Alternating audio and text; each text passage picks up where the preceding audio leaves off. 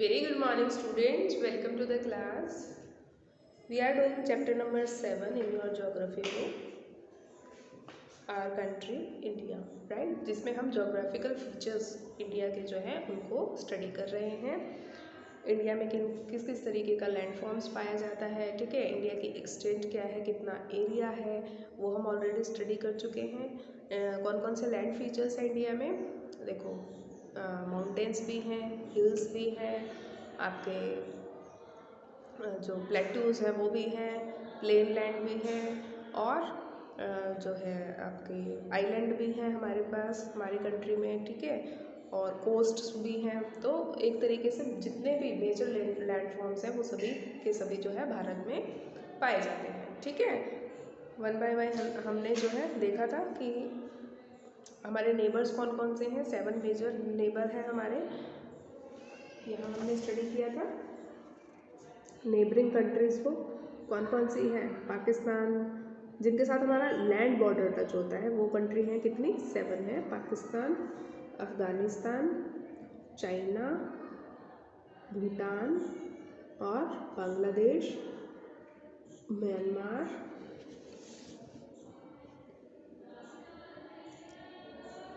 नेपाल, ठीक है। ये 7 कंट्रीज़ हैं जिनके साथ इंडिया अपना लैंड बॉर्डर जो है शेयर करती है, ठीक है। These are the 7 neighbouring countries with which India shares its land border. उसके अलावा हमारा एक आइलैंड नेबर भी है जिसका नाम है श्रीलंका एंड मालदीव्स।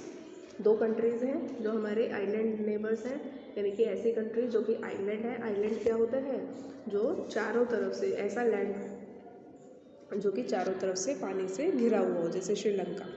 मालदीव्स है, ठीक है। ये रहा मालदीव्स, इधर श्रीलंका है। ये दोनों भी हमारे क्या हैं, हमारी नेबरिंग कंट्रीज़ हैं। इनके साथ हम अपना लैंड बॉर्डर शेयर नहीं करते हैं, लेकिन ये हमारे नेबर्स हैं, ठीक है। तो 7 तो ऐसी कंट्रीज़ हैं जिनके साथ हम अपना लैंड बॉर्डर शेयर करते हैं। उसके अलावा 2 हमारे आइलैंड नेबर्स हैं, ठीक है। और क्या स्टडी किया था हमने फिजिकल फीचर्स में, हिमालयाज़ को देखा था हमने। 3 रेंजेस हैं, द ग्रेट हिमालयाज़, और जो ये 3 रेंजेस थी हमारे हिमालयाज़ की, जिनको हमने स्टडी किया था। ग्रेट हिमालयाज़ सबसे ऊपर वाली रेंज होती है जिसको हम हिमाद्री भी कहते हैं। मिडल हिमालयाज़ क्या है, जिसको हम क्या कहते हैं, हिमाचल हिमालयाज़ भी कहते हैं। और थर्ड वन है जो कि सबसे सदर्न मोस्ट रेंज है, वो है आपकी शिवालिक, ठीक है। ये रेंज है आपकी शिवालिक रेंज, क्लियर। अब हिमालयाज़ के नीचे क्या है, नॉर्दर्न प्लेन्स है, ठीक है। नॉर्दर्न प्लेन्स, ठीक है। इसके शिवालिक रेंज के साउथ में देखो, जैसे जैसे हम इधर जाएंगे हम साउथ की ओर जा रहे हैं ना, तो शिवालिक रेंज के साउथ में क्या है, नॉर्दर्न प्लेन्स है, नॉर्दर्न इंडियन प्लेन्स हैं, ठीक है। और ये क्या है, जनरली लेवल्ड है और फ्लैट है। और ये किसने बनाए हैं, कौन सी नदियाँ, 2 नदियाँ एलुवियल डिपॉजिट की मदद से बने हुए हैं, जो कि इंडस और गंगा रिवर लेके आती है, ब्रह्मपुत्र लेके आती है, ठीक है। और जो इनकी ट्रिब्यूटरीज हैं उनके एलुवियल डिपॉजिट से ये जो है प्लेन लैंड्स बनते हैं, गंगा, इंडस और ब्रह्मपुत्र। और इन सब तीनों नदियों की जो ट्रिब्यूटरीज हैं उनके द्वारा लाई गई एलुवियल डिपॉजिट से ये लैंड, जो प्लेन लैंड है, ये बनते हैं। और इसलिए ये बहुत, क्योंकि ये इसमें एलुवियल डिपॉजिट होती है नदियों के द्वारा लाई गई, इसलिए ये यहाँ की जो सॉइल होती है वो बहुत ज़्यादा क्या होती है, फर्टाइल होती है। इसलिए फर्टाइल लैंड है, इसलिए यहाँ पे एग्रीकल्चर अच्छा होता है, कल्टीवेशन अच्छा होता है। और जहाँ कल्टीवेशन अच्छा होता है वहाँ लोग ज़्यादा रहना पसंद करते हैं। इसीलिए ये जो एरिया है, प्लेन एरिया के जो लैंड है, वो बहुत ज़्यादा पॉपुलेटेड एरिया है हमारे इंडिया का। बहुत ज़्यादा लोग जो है यहाँ पे रहते हैं। इसके क्या कारण है, पहला कारण तो यही है कि यहाँ पे कल्टीवेशन इजीली होता है, फर्टाइल लैंड है। दूसरी बात यह है क्योंकि ये प्लेन लैंड है। प्लेन लैंड के फीचर क्या होते हैं कि वहाँ पे इंफ्रास्ट्रक्चर बिल्ड करना आसान होता है, जैसे रेलवे लाइन बनाना, रोडवेज बनाना, रोड सड़कें वगैरह बनाना, बिल्डिंग्स बनाना, घर बनाना, ये सब प्लेन लैंड पे ज़्यादा आसान होता है ना, बजाय कि पहाड़ों पे या कोस्टल एरिया में। ठीक है, तो इसलिए भी लोगों की पॉपुलेशन इन एरियाज़ में बहुत ज़्यादा होती है। ठीक है, उसके बाद वेस्ट में क्या है हमारा, इंडियन ग्रेट डेजर्ट है, ये वाला एरिया क्या है, इंडियन ग्रेट डेजर्ट है। ठीक है, ये क्या है, ड्राई हॉट और सैंडी स्ट्रेच है लैंड का। ठीक है, और यहाँ पे वेजिटेशन बहुत ही कम पाई जाती है। क्लियर। अब यहाँ पे क्या है, जो प्लेन लैंड है उनके साउथ में क्या है, पेनिनसुलर प्लेट्यू है। It is a triangular in shape. ठीक है, ट्रायंगुलर है शेप में, और इसका रिलीफ जो है, इसकी जो ऊंचाई है वो रिलीफ मतलब जो इसका जो साइड वाला पोर्शन होता है ना प्लेट्यू का, लास्ट क्लास में लास्ट चैप्टर में हमने स्टडी किया था, वो क्या है, थोड़ा सा अनइवन है काफ़ी ज़्यादा, और अनइवन है उसका जो रिलीफ है, और काफ़ी उबड़ खाबड़ जैसा है। ठीक है, this is a region with numerous hill ranges. ये जो रीजन है यहाँ पे बहुत सारे हिल रेंजेस पाई जाती हैं। Aravalli hill one of the oldest ranges of the world है। ठीक है, अरावली हिल्स क्या है, वर्ल्ड की सबसे पुरानी रेंजेस में से एक है। और विंध्यास और सतपुड़ा रेंजेस भी है यहाँ पे। जो इम्पोर्टेंट है, रिवर्स कौन कौन सी है, गोदावरी है, महानदी है, नर्मदा है, कृष्णा है, येरी नर्मदा आपकी, येरी महानदी, गोदावरी, कृष्णा, ठीक है, ये कावेरी, ये कुछ इम्पोर्टेंट यहाँ की नदियाँ हैं। ठीक है, नर्मदा और जो तापी है ये वेस्ट फ्लोइंग, वेस्ट कहाँ है, यहाँ है। नर्मदा यहाँ पे ड्रेन आउट होती है, और तापी रिवर जो है वो भी यहाँ पे ड्रेन आउट होती है। ये दो नदियाँ ऐसी हैं जो कि वेस्ट फ्लोइंग रिवर है। बाकी सारी क्या है, ईस्ट फ्लोइंग है, ये बे ऑफ बंगाल में ड्रेन आउट होती है। ठीक है, क्लियर।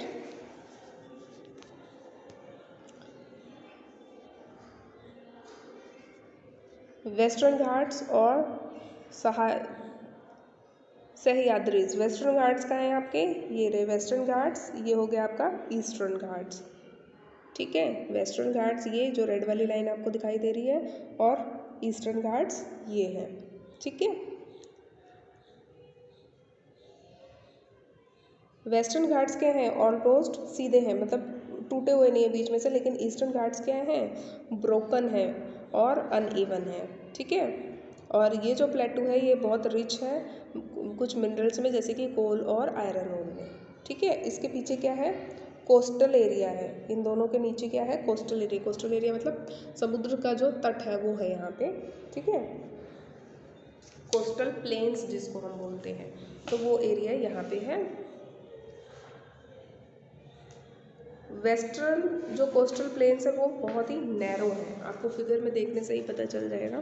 देखो ये थोड़े से नैरो है, और ये देखो ये कोस्टल प्लेन ब्रॉड है। नॉर्थ जो ईस्टर्न कोस्टल प्लेन है वो ज़्यादा ब्रॉड है, वेस्टर्न कोस्टल प्लेन थोड़ा सा नैरो है। ठीक है, क्लियर है। उसके अलावा देखते हैं और क्या फीचर्स हैं।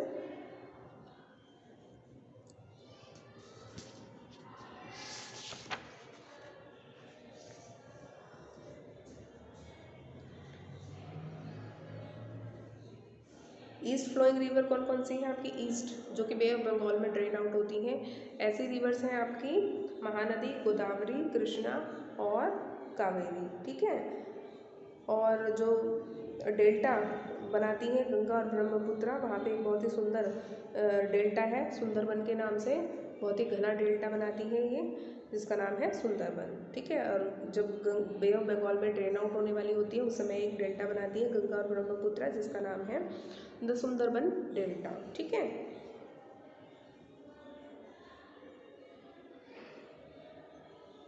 नीचे आपको देखो पिक्चर्स दिखाई दे रही है जो कि स्टूडेंट्स ने बनाई है। ये वाली पिक्चर जो है, ये वाली पिक्चर ये अपर्णा सिन्हा ने बनाई है, जो कि 9th क्लास की स्टूडेंट है। और अगले पेज पे जो पिक्चर बना रखी है ये बनाई है वेदनाथ सवाई ने, जो कि 4th क्लास का स्टूडेंट है।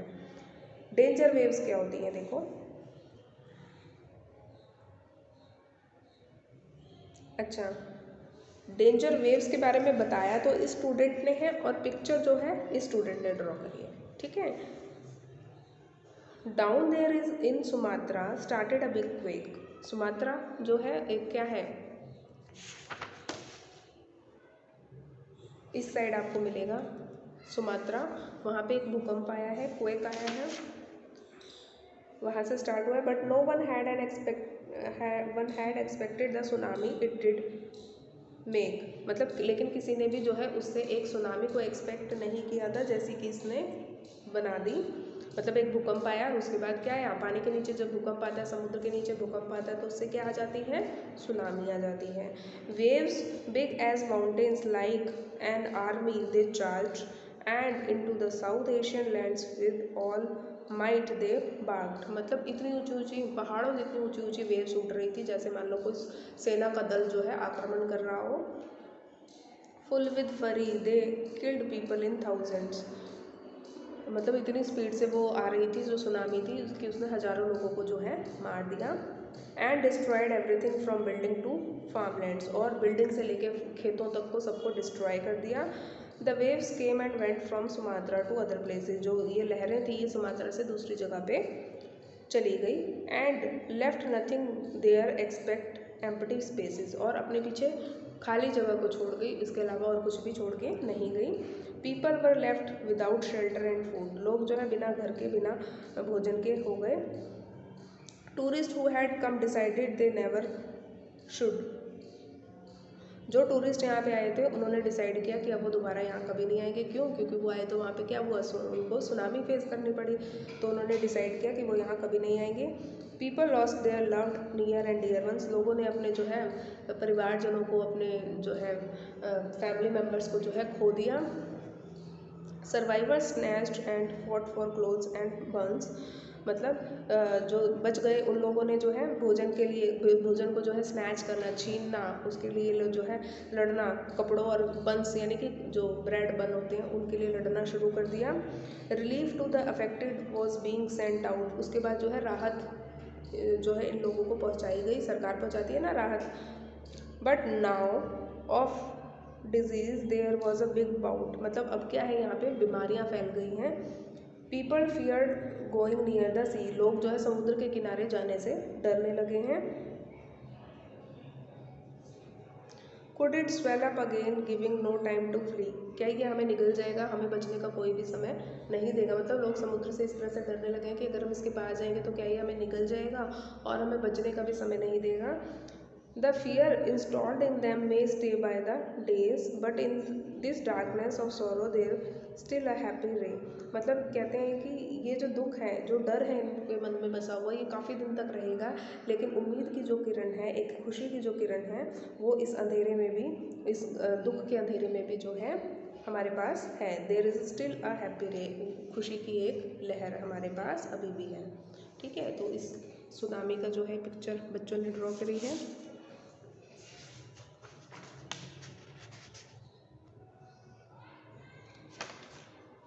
Two groups of island also form part of India. दो ग्रुप हैं आइलैंड के जो भी भारत का ही हिस्सा है।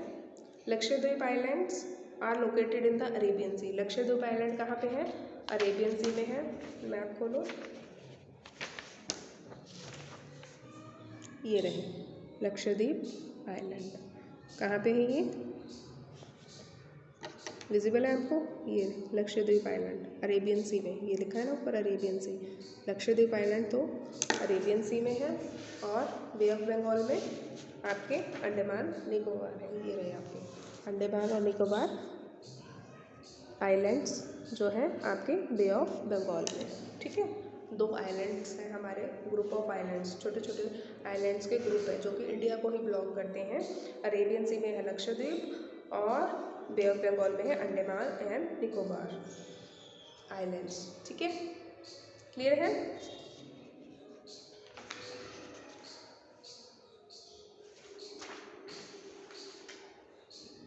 These are coral islands located off the coast of Kerala. ये दोनों जो है कोरला जो केरला है उसके कोस्ट के साइड में बने हुए हैं। कोरल आइलैंड्स है। कोरल क्या होते हैं वो आपको पता ही है, शेल्स होती हैं, मतलब कि स्केलेटन होते हैं जो समुद्री जीव है जिसका नाम क्या था, पोलिप्स, उसके स्केलेटन होते हैं और जो एक के ऊपर एक बनते जाते हैं और उसके बाद एक जो है आइलैंड बन जाता है।